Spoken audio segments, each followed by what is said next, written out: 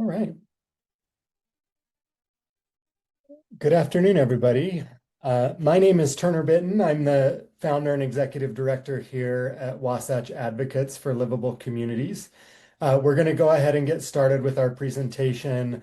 Couple of housekeeping items. We are recording this, and the recording will be made available after the presentation concludes. So we'll make sure we'll follow up with you by email so that you get that after the meeting. And then there will be time at the end for questions. I will not, as I do the presentation, I won't be able to see your questions come in. But if you have them, you're welcome to put them in the chat, and then I'll gladly come back to them when we get to the appropriate time for questions. But with that, I am going to go ahead and get started. So thank you all for joining. As I mentioned, my name is Turner Bitton, the founder and executive director here at WALC. So Wasatch Advocates for Livable Communities. We originally started in Salt Lake City 4 years ago in May as Salt Lake City Neighbors for More Neighbors. At the time that our organization was created, we were an all volunteer group. We were made up of neighbors in Salt Lake City that we're looking at the ongoing conversation around housing policy and left wanting. And so we decided to create an organization that would allow us to advocate for housing and the kinds of zoning reform and changes that are needed to really get at the heart of the housing affordability crisis in Salt Lake City.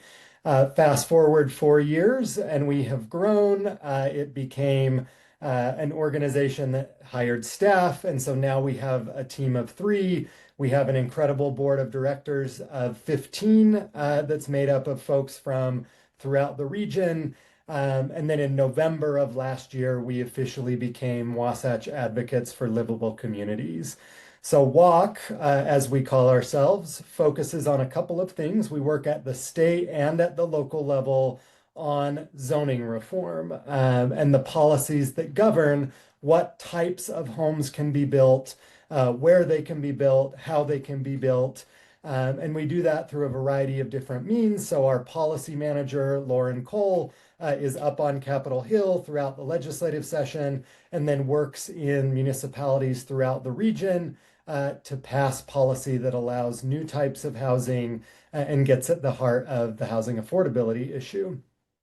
In the coming years, we plan to expand into the areas of local governance and transportation, because talking about housing without talking about transportation and some of these other factors that impact the livability in our communities doesn't always make a lot of sense. And so as our organization grows, our mission will grow alongside that. And as our team grows, we'll be able to expand into new areas of advocacy and community engagement.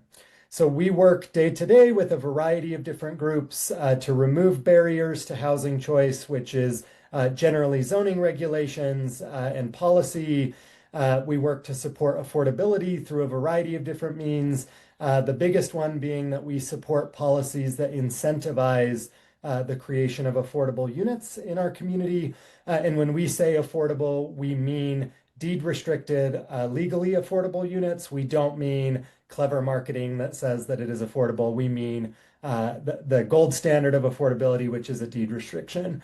And then at the last piece, we work to create zoning that actually creates inclusive and connected neighborhoods, making sure that folks can walk, that they don't have to live with a car necessarily, but that they have the opportunity both to connect with their neighbors and connect with the business opportunities in their community, and then connect with the natural resources in their community. So to kind of get the conversation started, I want to start with some of the numbers that are guiding the conversation around housing affordability in Salt Lake County. So these numbers here are directly related to Salt Lake County. So right now, as of 2024, which is the data, the most recent data that we have access to, the median household or median home price in Salt Lake County, and this is for ownership, is $615,000. which means that the average resident or household of Salt Lake County has to make $162,000 in household income to be able to afford a home at that price with interest rates and other prices as they are currently. Essentially, that means that 73% of most households in Salt Lake County are unable to afford purchasing the median home, meaning that most of our neighbors, almost 3/4 of our neighbors, are priced out of purchasing a home in the current market as of 2021, again, the most recent year that we have data for. And then 86% of renter households that want to purchase a home are priced out of being able to purchase a home. So, in a nutshell, we're facing an affordability crisis that is largely driven by policy choices. And they're not policy choices that were made by today's city council and today's mayor, but they were made decades ago, in most cases, that artificially constrained the supply of housing. And the reason that that matters for you, if you are someone who aspires to ownership, who is looking to downsize or looking for new options in the market, is that without new housing options, without new choices, essentially we're all competing for a limited number of homes in a market where we're continuing to grow. We have folks moving into the state. We have folks having children, and those children are growing up. And so this problem is compounded by demographic changes. And then it's felt most acutely by folks who want to own, who want to rent at an affordable rate, but are just not able to in the current market. So that supply shortage is really critically the first step in addressing the affordability crisis. It's not the only thing that we can do to solve the affordability crisis, but it is the first step in addressing it. We can't subsidize, we can't get our way out of a supply issue, because essentially what ends up happening, and we'll illustrate this in just a moment, but folks end up competing with one another when there's not enough homes. Folks compete in the market, and it ends up benefiting folks that have the most resources and leaves the folks who are most vulnerable or who have the least resources in our community to compete against folks that have the most. And that just is unfair and results in an affordability crisis that we're seeing today. And then the other piece of that is that we're facing an ownership crisis, that there essentially these decades of policy choices are leaving younger people and really all people in our community, but younger people in particular, ownership is slipping away as a prospect. And for folks like myself that own our homes, we know that homeownership is an essential part of our wealth aspirations, of our lifelong earning potential, of the schools that we go to. The place that we're able to live is so much more than just a building that we occupy. It really is the center of our universe. It determines really the course that our life will take as we age, as we move forward in our lives. It determines the jobs that we have access to, the amount of driving and time that we're going to spend in a car every day as we seek new opportunities. And it determines, the schools and different opportunities that we have. So we view homeownership and the ability to find an affordable rental home as an essential part of our economy and being able to move forward as a community. So why is it so hard to find an affordable place to live in Salt Lake City? Much of the city, about 65% of the city, is zoned for only one home per lot, essentially constraining the number of homes that can be created in about 2/3 of the city. Most of the land in the city is not actually residential. It's industrial, it's streets, it's parks, it's different things like that. And so the limited amount of land that we have for residential development, when it's zoned only for single family homes, detached single family homes, it really limits the amount of homes that we can create and the options that are available to us and our neighbors. And then some other issues: large minimum lot sizes. This is the size of the actual parcel of land that you can build on. By having a large minimum lot size, essentially what that means is when you purchase a home, you're purchasing not only the home, but a large piece of land, and that adds an incredible amount of cost to the average home. And then the last piece, another piece of that is we have really inflexible parking requirements. So most homes require upwards of 2 to 3 parking stalls per home, and parking becomes an incredible barrier for the creation of new homes, especially affordable homes. Because as you can imagine, when you're adding new homes and you're required to add 3 or 4 parking spaces, 2 parking spaces, those parking spaces cost on average between $30,000 and $70,000, depending on where you're building them. If you're forced to build them underground, you can imagine that's going to be significantly more expensive, but building them just for an apartment complex can be upwards of $30,000 to $35,000. And so creating flexibility in parking is another important component in the housing affordability conversation. Essentially, all of these rules, whether it's parking, minimum lot size, or dimensional standards, which I'll get into in just a second, but these regulations that govern what can be built, how it can be built, and where it can be built often make it easier to build large, expensive homes and much more difficult to build smaller, more attainable homes. And then when there aren't enough homes for everyone, as I mentioned on my previous slide, everyone in the market is competing for what's available. And what ends up happening is folks with more resources, more wealth, have more power in our housing market, and everyone else kind of has to fight for scraps in that market. So what I'd like to do real quick, we developed this video to really illustrate what a lack of housing options does in both the rental market and in the ownership market. And so I'm going to share this real quick, and then we'll continue with our presentation. Ever wonder why rent is so high, or why home prices seem to keep rising out of reach? Why is that? One reason is we don't have enough places to live. Remember musical chairs? When we were kids, we had to be fast. But in the housing market, instead of being fast, you just need to be rich. Here's how it works. Imagine there are 2 houses and 3 families playing. The music stops, and everybody scrambles for a home. The wealthy family gets the big house. The middle-class family gets one too. There's no house left for the last family. What if the neighborhood needed a new house? Let's make it a fancy one. The wealthy family says, hey, cool, and moves in. The middle-class family decides to spread out. The family with the least money finds a home in their neighborhood. Nobody's out of the game or out of home. What if we played the same game citywide? You see, our city is really a huge game of musical chairs, and we're all playing. When there aren't enough homes for the people who live and work here, everybody wants to compete for what's available, and the rents go up and up, and so people are priced out of the city and have to drive farther and farther to get to work. To fix it, we need more homes. Let's see what happens if we add more cottages and condos. Let's swap these old warehouses for something more comfortable. What if our communities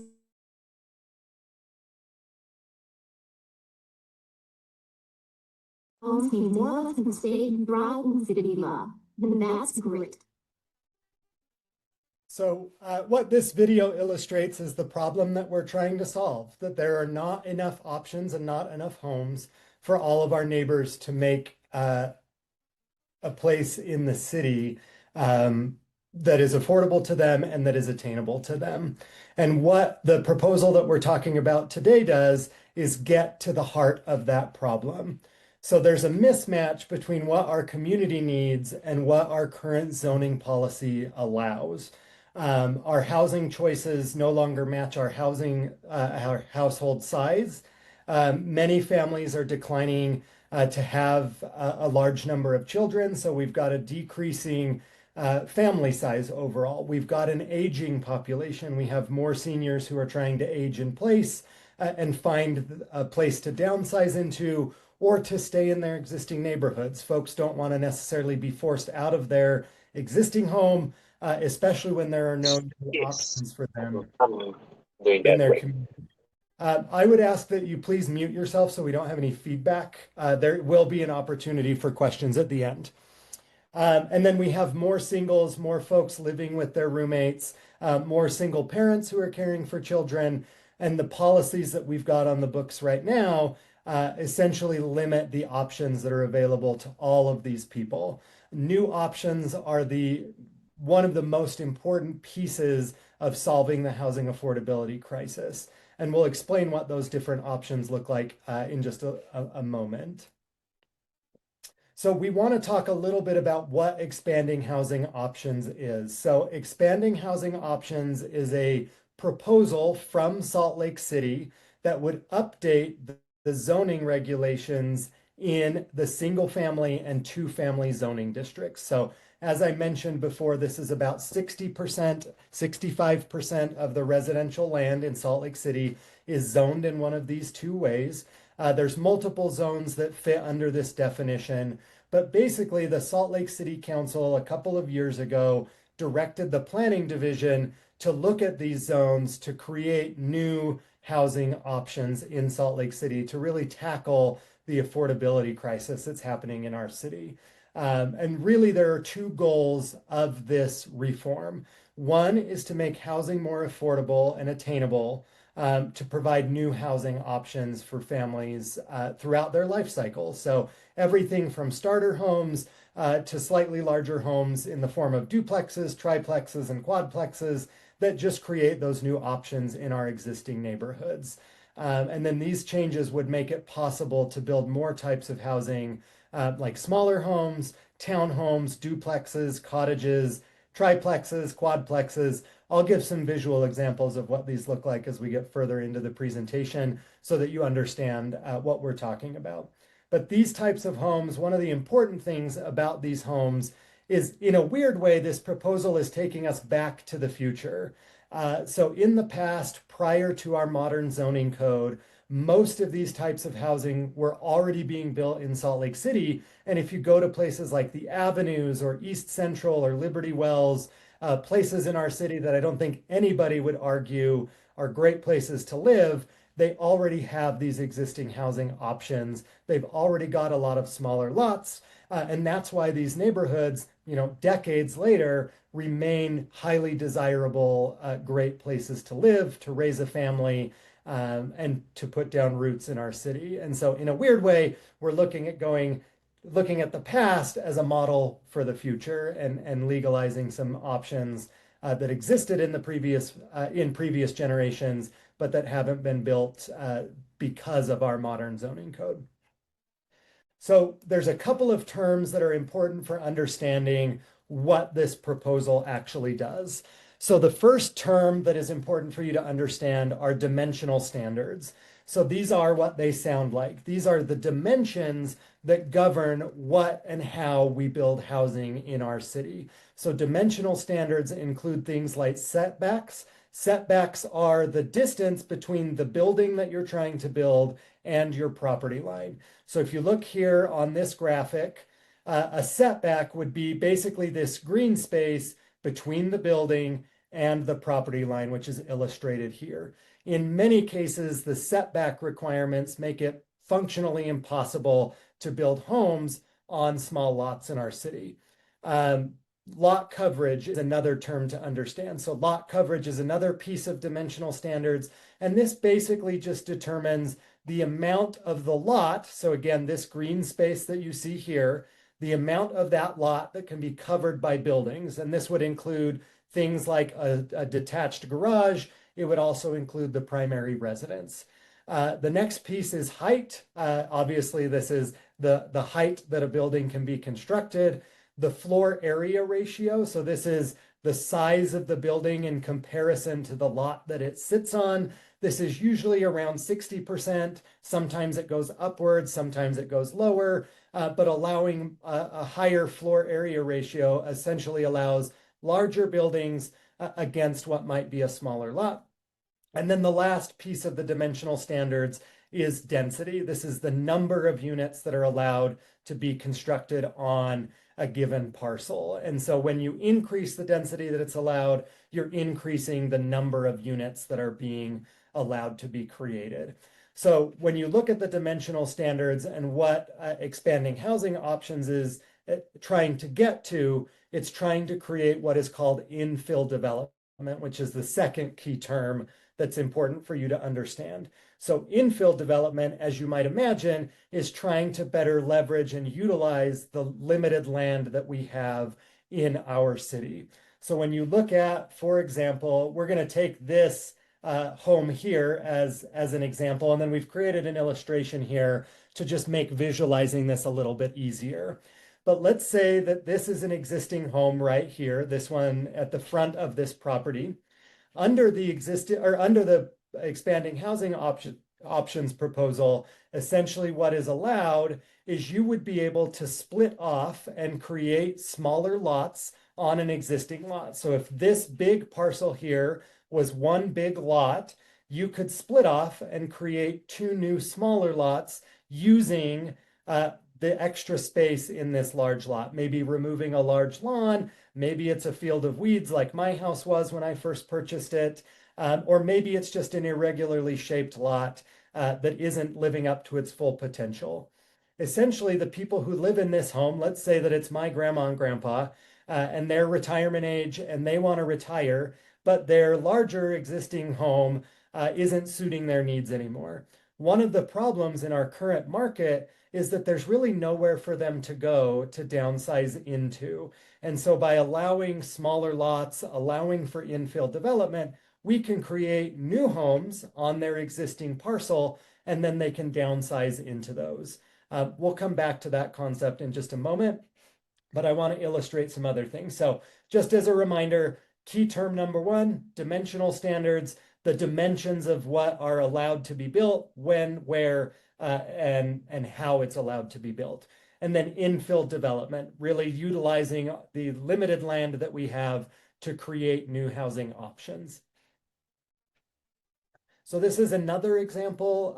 These are all real homes in Salt Lake City, by the way. I won't share the addresses, but we use them as examples to craft these examples. And one thing to note real quick, just because we're saying you could probably build this way doesn't mean scientifically that it could be. When a builder comes in and actually acquires the parcel or is working with the homeowner to build new options, they may run into issues that we can't anticipate here, but we're doing this for illustration's sake. So we don't mean to say that exactly everything that we're presenting here could be built exactly as it's presented. These are meant to be examples, just to kind of give you an example of what is possible under the proposal. But there's other regulations and other issues that folks may run into.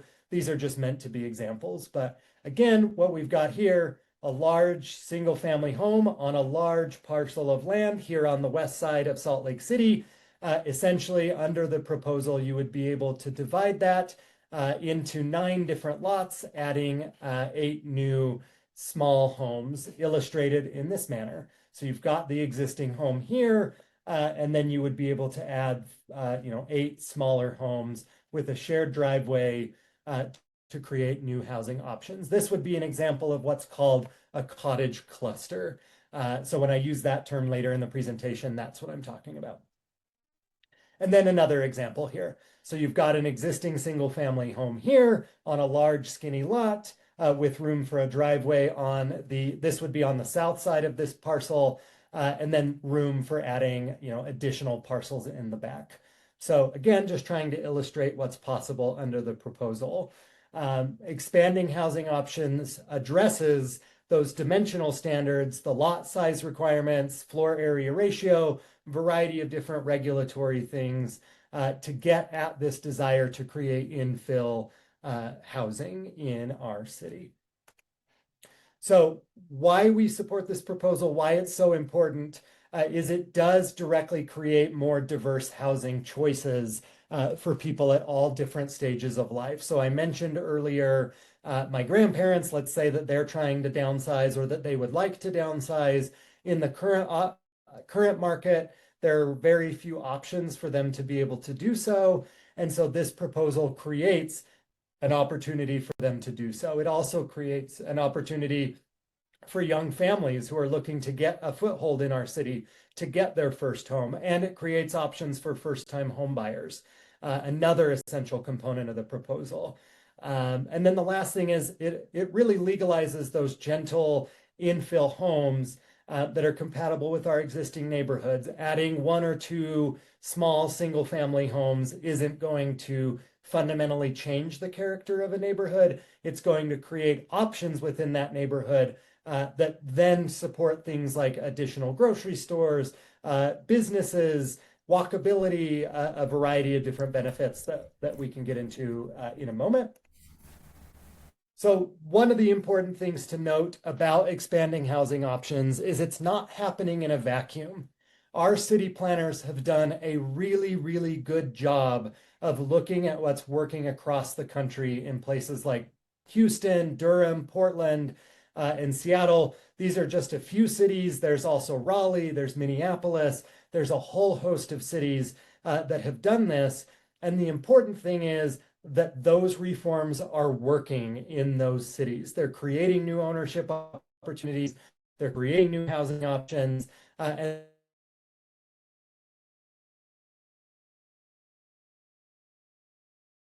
important piece of this, and this is particularly important in places like Seattle and Portland, is that it's actually supported local builders. What we see in places like Portland and Seattle and Houston and Durham is that when these reforms are implemented, oftentimes the folks that are building these homes are folks that live in that community. They're small local builders. They're individuals who want to split their lot and create a housing option for a loved one, or who want to create a new ownership opportunity for themselves. And we think that that's a really, really beneficial thing that can happen in Salt Lake City, especially as we get to the end of these reforms, once they're passed, looking at implementation, partnering with groups like the Incremental Development Alliance to teach people how to use this reform to then help create and contribute to the growth in our city, getting our neighbors to become builders to help solve the housing affordability crisis in our own city. And that's what's happening in these other cities. It's increasing the housing supply, helping with affordability, and then supporting those local builders to contribute to the growth of their own city. So looking at Houston and Portland, both implemented reforms that are similar to what Salt Lake City is proposing through affordable housing, expanding housing options. So what's happened in those communities? Reducing the minimum lot size allowed more homes to be built on existing land. This gets to that infill development goal. The second is it expanded homeownership opportunities and increased the value produced by each parcel of land.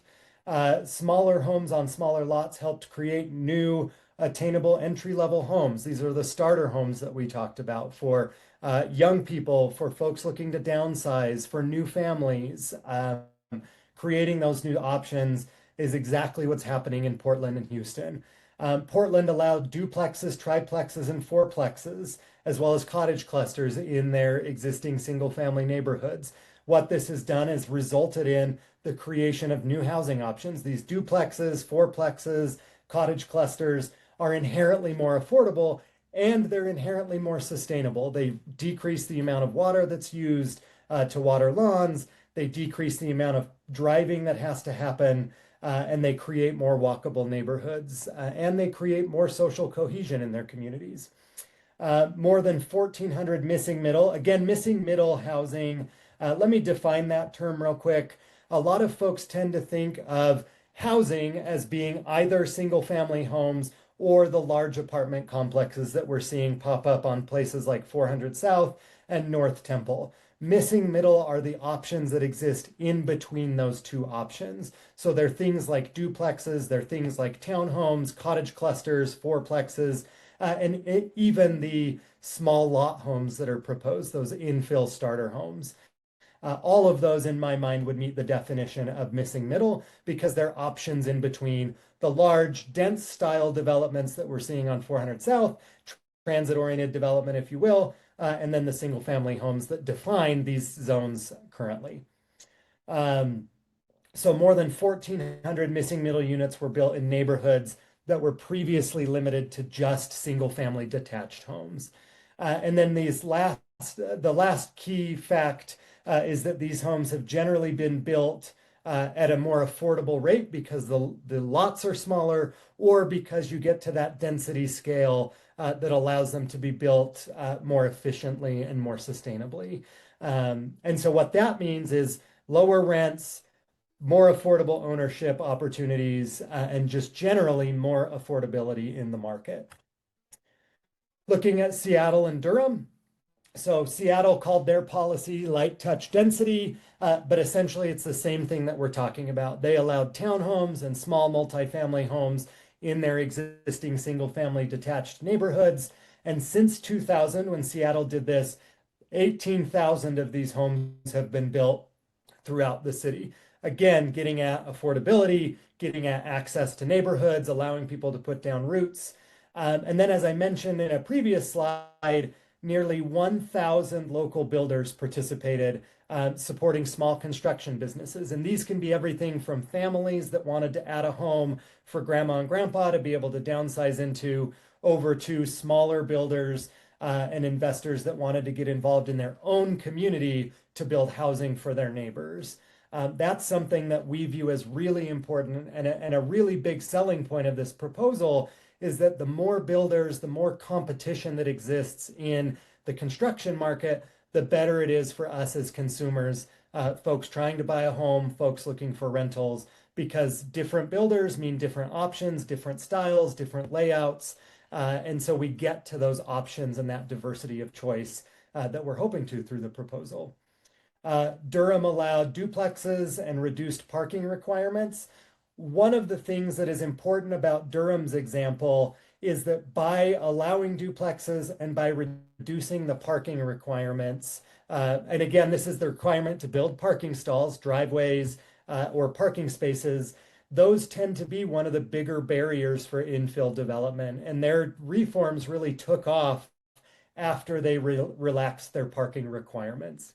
And those two changes really made the infill projects more feasible. And so Durham, I'll show you examples from Durham in a moment.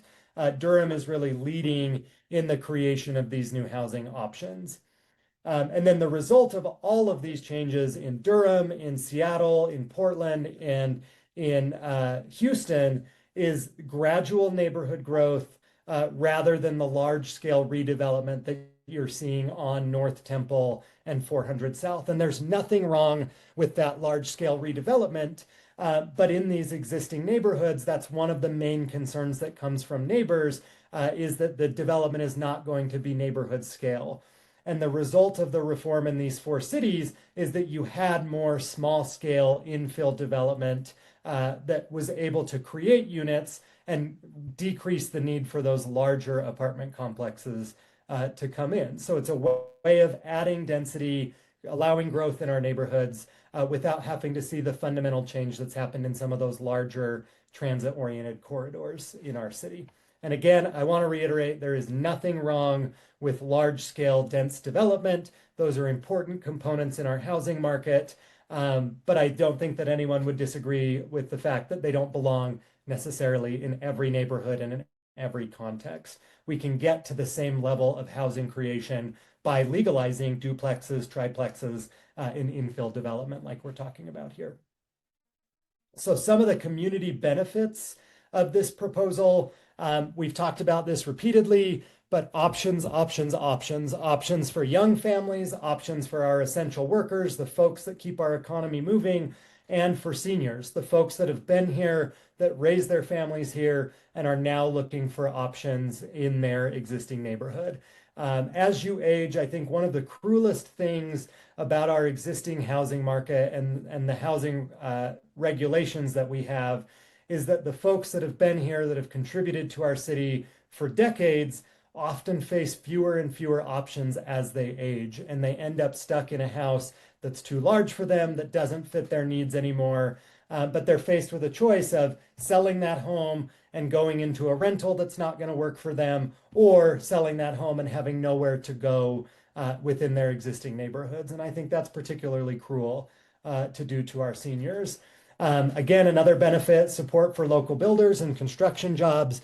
Looking at Seattle, remember there were 1,000 local builders that contributed to the growth of Seattle. And those local builders are the people that live here in our neighborhoods, that live in our city, that love our city and want to see our city grow and be a vibrant place for people to live. Another benefit of this proposal is that it creates more vibrant neighborhoods. That's everything from supporting the neighborhood businesses that all of us love to go to supporting walkability, to supporting grocery options. Here in my neighborhood in Glendale, we've really only got one grocery store, and that will not change until we have additional density, until we have more neighbors, a diversity of income to support multiple grocery stores. We had a grocery store that's currently being replaced by townhomes because there weren't enough folks to support that grocery store and keep it in business. Um, and then the last thing, our school district is facing a decline in enrollment. We've lost about 800 students a year over the last several years. And by creating new housing options, we have the opportunity to bring families back to Salt Lake City, to allow families to put roots down here in our city, and to hopefully contribute students to our public schools here in Salt Lake City. Additional benefits are walkability. We've already talked about that, but there's also a diversity and an equity component to all of this. One of the most harmful legacies that Salt Lake City has and is continuing to grapple with is the legacy of redlining. This is a pattern and a practice of policy that really resulted in the exclusion of certain people from certain neighborhoods. It also categorized neighborhoods as less desirable and made communities like the West Side more vulnerable to economic downturns. It decreased the development and business opportunities and ownership opportunities that have historically existed here on the West Side. And a proposal like this is a way to start to undo the legacy of redlining by creating new opportunities in our existing neighborhoods, especially in our high opportunity neighborhoods and opportunity rich neighborhoods. If you're a nurse or a nursing student working at the University of Utah, I believe that you should be able to own and live in the neighborhood that you work in. And I think that's something that the public broadly supports. And we'll get to that in a moment. So there's some other benefits for our city finances. One of the things that our city council and our mayor are currently dealing with is as our city grows, so too does the tax burden on the city. We have to provide fire, we have to provide police coverage, we have to provide services like public transportation, we have to maintain our streets, we have to maintain our sidewalks. And as our city either grows or ages, those liabilities and those costs increase. But our city's tax base doesn't always grow unless we're utilizing the land in our city the most effective way possible. And so an infill development project like this increases the city's tax base by spreading it out more. You can imagine that if my backyard, which right now is wood chips and grass, if that is converted into a small home for my grandparents to move into, that the value of that parcel will increase and thus spread the tax base a little bit wider through that development and through that investment. And then a broader tax base helps the city maintain those services and infrastructure that we're seeing stressed by the growth and by the age that it has as our city ages. So that's a huge component in this as well, is that it's a way for the city to get out ahead of some of those financial issues that cities face as they grow and as they age. So our organization, we support this proposal.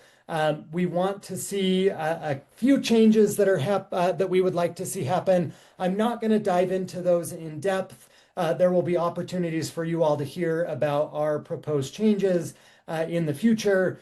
But what we support about this proposal and some of those changes just at a high level are we would like to see the city reduce the minimum lot size that they're calling for. Right now, they're calling for a 2,000 square foot minimum lot size. We would like to see that drop to about 1,400 square feet. The main reason for that is the affordability issue, and then also making sure that this proposal can benefit every neighborhood in the city. The older, more established parts of our city generally have smaller lots, and so we need to allow the smallest possible lot size to allow for infill development in those communities. And then there's the geographic equity component there, that the larger the lot size, the more likelihood it is that neighborhoods like the West Side will end up bearing the brunt of development. And by spreading it out throughout the city, we can create that opportunity throughout the city and make sure that not one part of the city is disproportionately being impacted by new construction. We support allowing modest height and building coverage increases, so allowing slightly larger buildings to be built on existing lots, really to get to family-friendly style housing. Allowing larger buildings essentially means that you can have 3 bedrooms and 2 bathrooms, that you can have slightly taller buildings, all which can contribute to that goal of bringing families back downtown to Salt Lake City.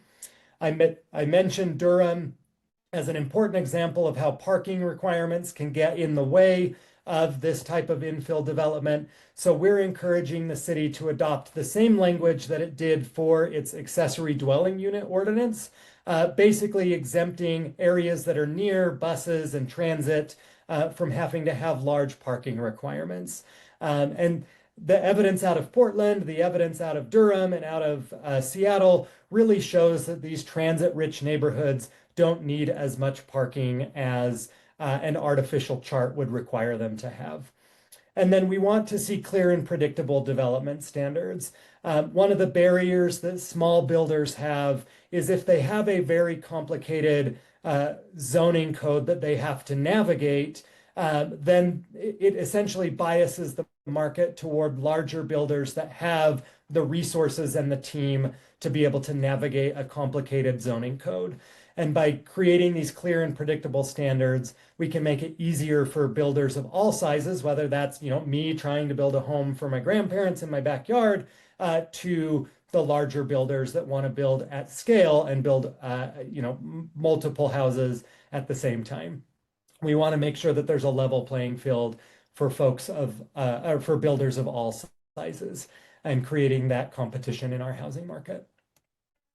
So we recently completed a poll of Salt Lake City residents at the end of March through the beginning of April. And what we found is that residents overwhelmingly support the proposals in the expanding housing options proposal from the city. So 74% of residents said that they were extremely or very concerned about housing affordability in Salt Lake City. An important thing to note about all of these results, they cut across demographics, they cut across income, and they cut across renters and owners. So whether you're a homeowner, whether you're a renter, whether you're rich, whether you're poor, whether you are young or older, overwhelmingly all of our neighbors, or a majority of our neighbors, were saying that they support the components of this proposal. 76% of residents said that Salt Lake City does not have enough housing options to meet the needs of residents across income levels. 72% said that residents do not think the city has done enough to create more housing options. We view these numbers as the wind at the back of the city, as opposed to headwinds for the city to get around. When I look at this number of 72% saying that the city has not done enough, what I see is voters in the city saying, city, create new options, do more, as opposed to saying, hey, you're not doing enough. It's, we want to see more. We like the direction that the city's headed. And 62% of residents say that the city should prioritize creating more housing options as opposed to protecting neighborhood character. What we know as an organization is that new homes do not threaten the character of a neighborhood. But oftentimes, folks that are opposed to these kinds of changes pitch things in that false binary. They say either we can create housing options or we have to change our neighborhoods. We know that's not true, but we still, in our poll, directly asked residents what they would prioritize. 62% of residents said that they would rather have new housing options than this false goal of preserving neighborhood character. So some specific components of the proposal that we asked residents about: 72% support homes on smaller lots. This is those starter homes, the smaller lots that we talked about.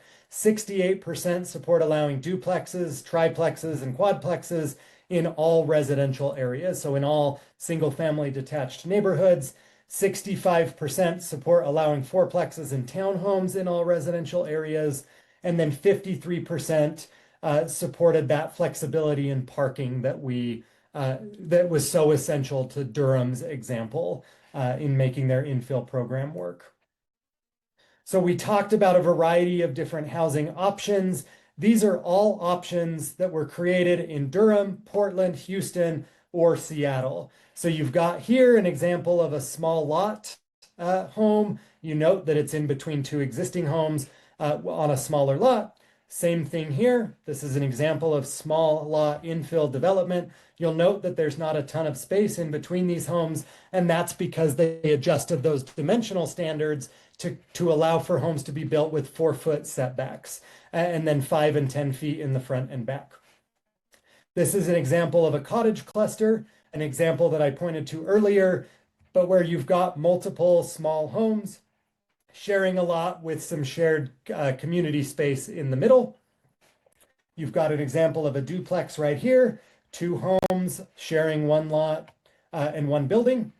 And then you've got a 4-plex here. So you've got 4 units. You can see the 4 front doors here. And each of these is a unit on the top right, top left, and bottom left.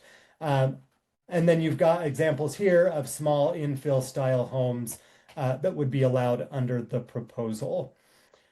I'm going to stop there, and we've got some time for questions. It seems like the chat has been pretty active. But if you want to raise your hand, if you've got questions, I'm happy to answer them. Yeah, if you can just raise your hand, it'd be easier for me to answer questions that way.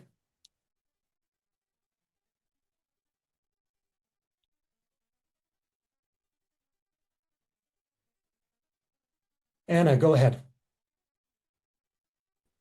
All right, can you hear me okay? Yes.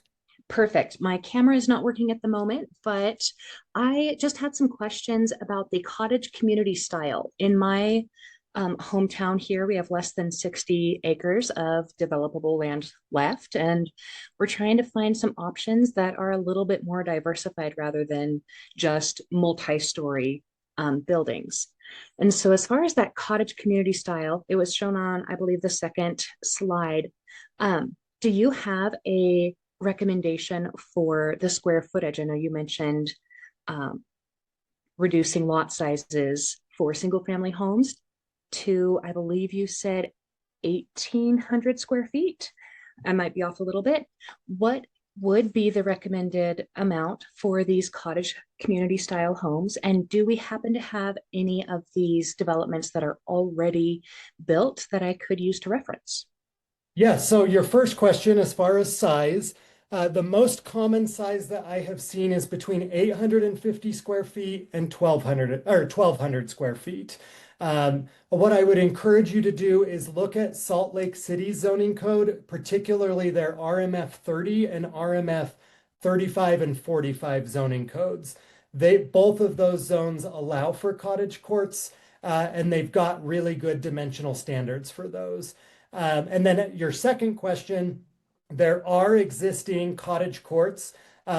We have several here in Salt Lake City. I can get you addresses and examples of those, and I will follow up with you after the meeting. Since you RSVP'd, I've got your contact information. I'll follow up with you and get those to you.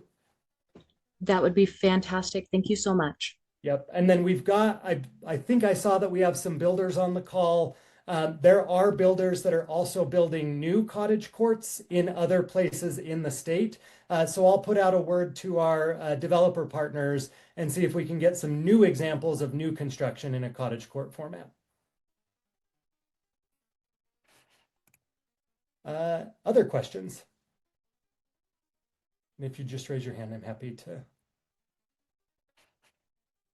Jessica or Lauren, did you see questions in the chat that you think would be important for me to get to, or just answer directly so folks get it?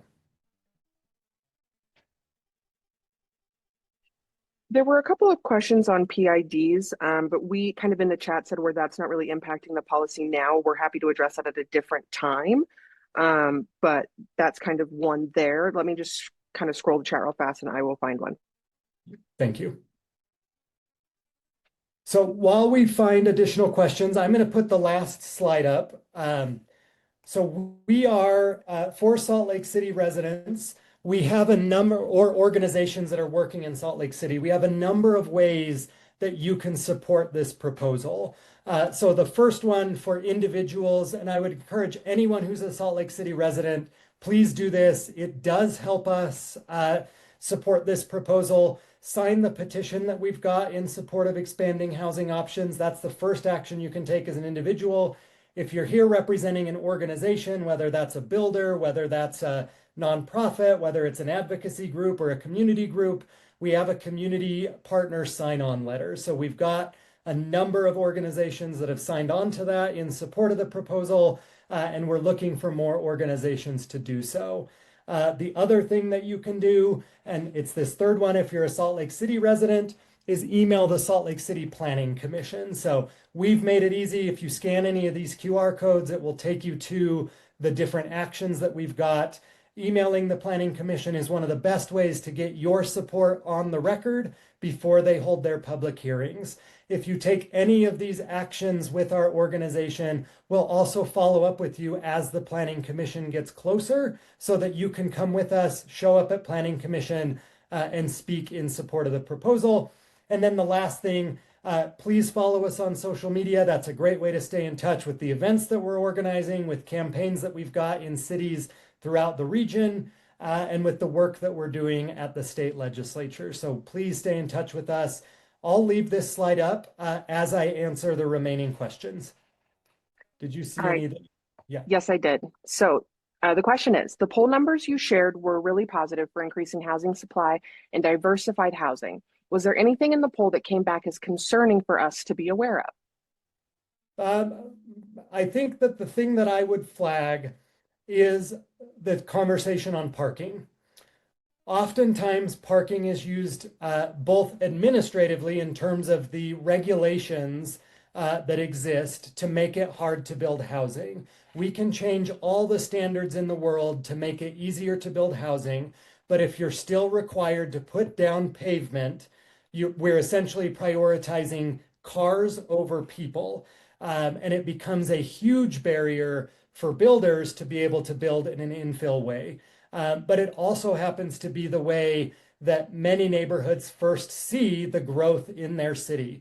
There are neighborhoods in our city that have seen a lot of growth and that have been, quite frankly, inundated with parking. Our organization, as a philosophy, we believe that the city should get into the parking game and really view public parking spaces on our public streets as a public resource that needs to be managed, that needs to be paid, and that needs to be supported. And there's a number of ways that cities are addressing this, but I can tell you that one of the least effective ways of doing this is by adding artificial requirements for off-street parking on top of building requirements. So as an organization, we advocate for the elimination of parking requirements. That doesn't mean that parking will not be built. It just means that the builder of their given project will be given the flexibility to build according to what the market will support.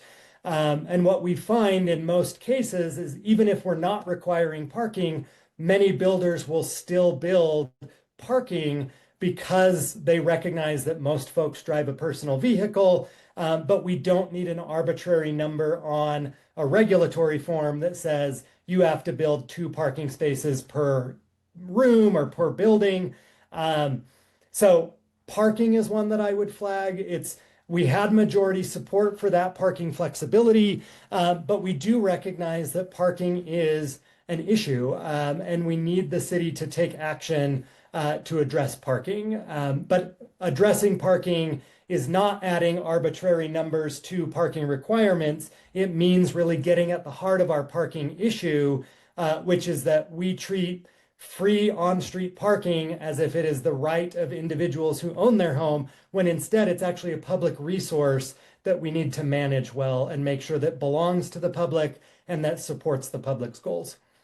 I think that's kind of the only one that I would flag in our poll. And we will be, starting next week, we'll be making those poll results fully public.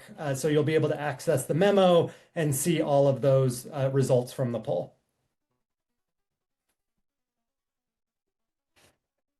Chris, I see that you've got your hand up.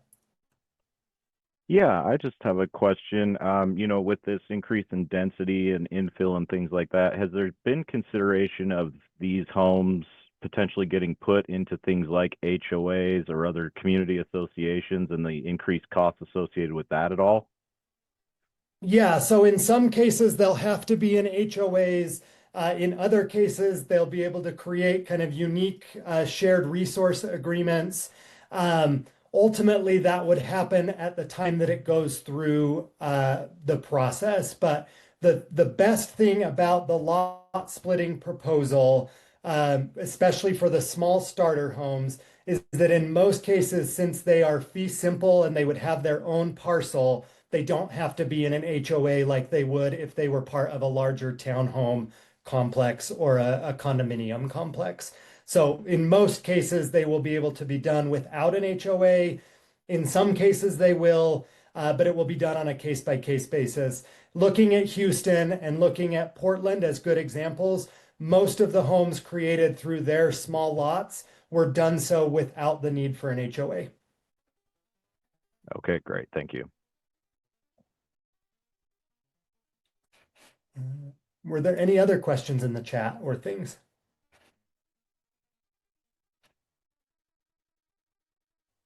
People are wondering if they will get a recording of this webinar. Yes, we will get the recording posted as soon as possible after we're done today. I can also email that out if it's possible. Yeah, we'll send a follow-up email to those that RSVP'd. All right. Any other questions?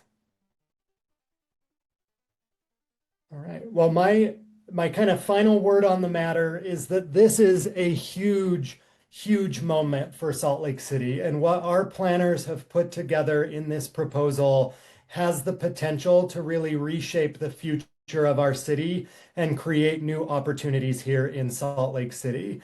And I want to give a huge shout out to the planning team at Salt Lake City. Our city, quite frankly, has been working its butt off over the last several years to get missing middle zoning right, to get zoning reform right. And this proposal, in my view, is kind of the final frontier in addressing the limited land that we have available and the affordability crisis. And so I want to give a huge shout out to Salt Lake City's team. We will put a link to the expanding housing options proposal in the follow-up email to this.